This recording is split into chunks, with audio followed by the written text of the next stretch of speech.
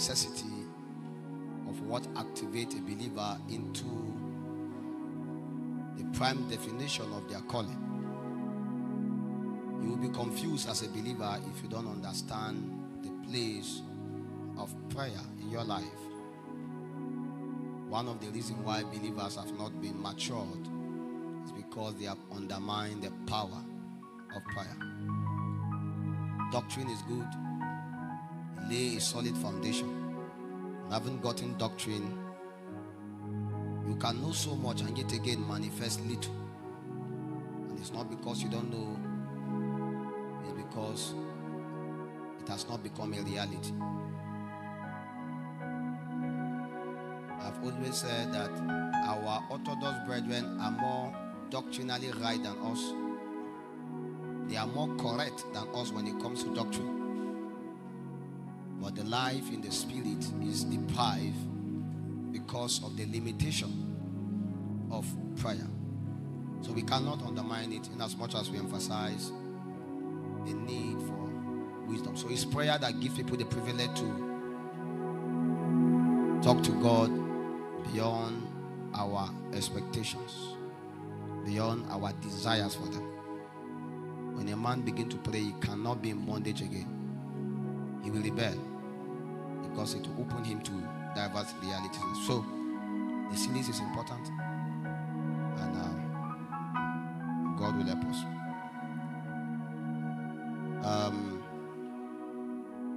Shall we do the declaration?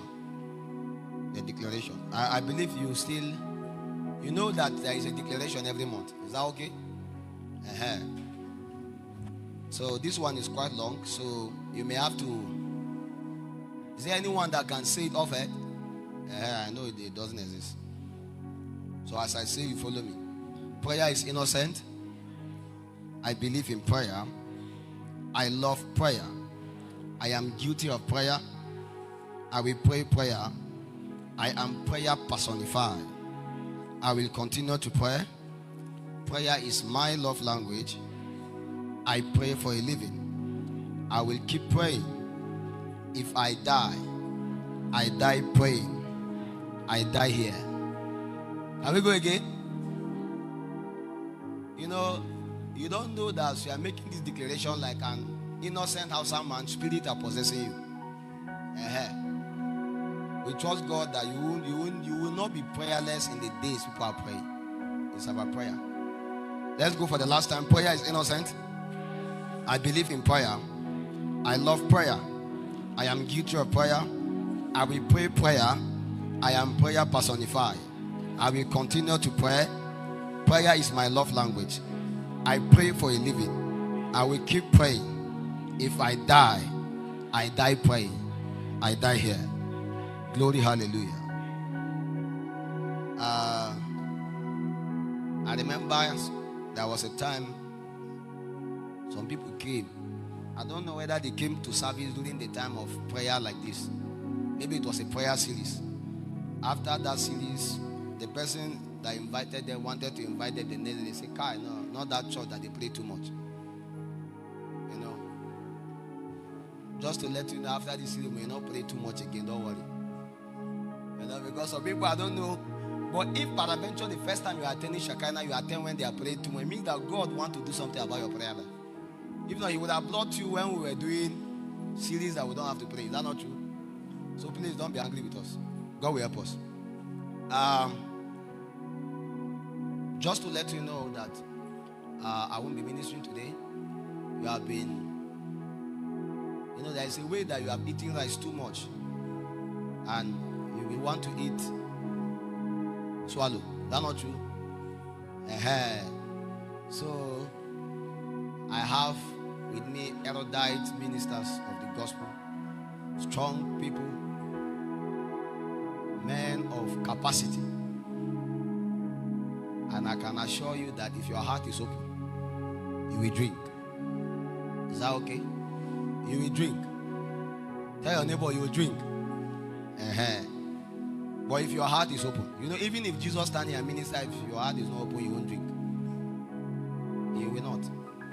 You see, if anyone is thirsty, if you are not thirsty, we know that there is nothing that can be done. So I trust God for grace for them.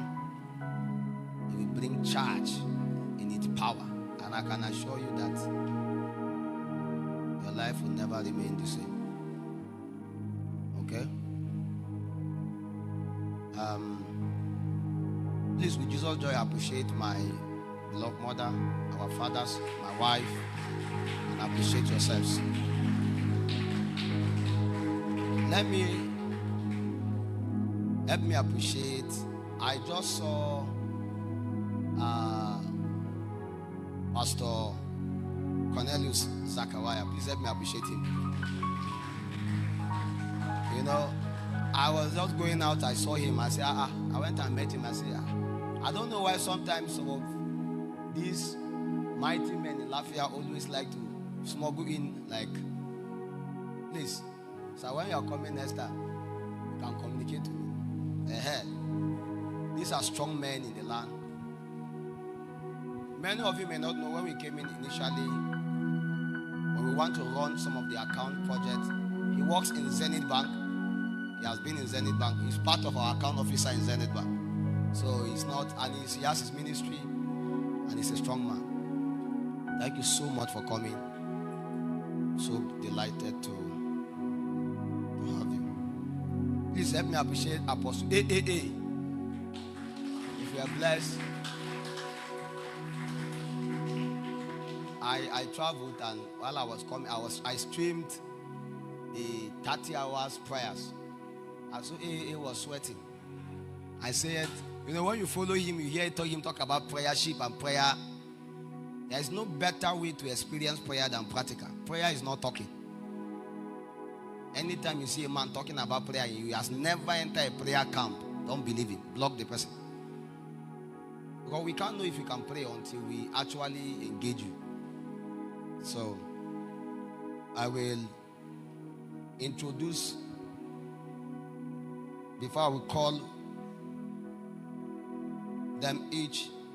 First of all, by my by my left is one of the cardinal men in Kaduna. All the way from the city of Kaduna is Apostle Benjamin Maji. Apostle Benjamin Maji runs a ministry tagged the fellowship in Kaduna. They are, these are strong men. And I believe some of you have not forgotten Apostle Garba. He bleated at the night of prevailing prayers. Just that maybe you were not looking like this that time. You know, Apostle Garba, this is not his first time in the city of Lafayette.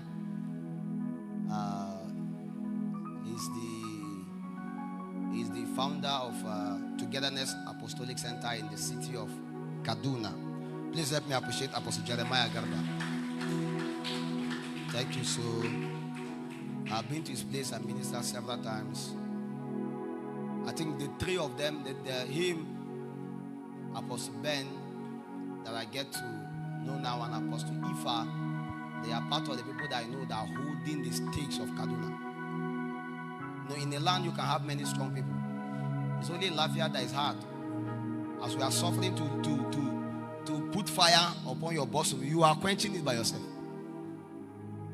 The challenge. Our desires is that in the next 10 years we can have diverse centers.